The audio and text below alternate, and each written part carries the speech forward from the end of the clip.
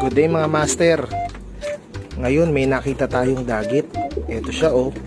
Hindi ko alam kung red check ba ang tawag dito o red bar, hindi ko sigurado. Pero nakita natin siya dito, nakaipit dito sa ilalim.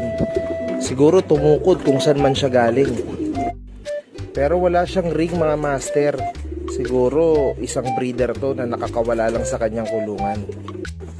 Kakatapos ko lang kasi magparonda mga master. Ito nga, kumakain pa sila at naniningot pa. Siguro napasabay ito. Hindi siya nakapasok sa kulungan natin mga master. Pero pinakain ko na siya at pinainom. Doon ko muna siya nilagay mga master oh, sa viewing habang kumakain lang siya. Pero ngayon ang gagawin natin ay, syempre, hindi natin to aangkinin. Tama lang napakawalan natin to mga master.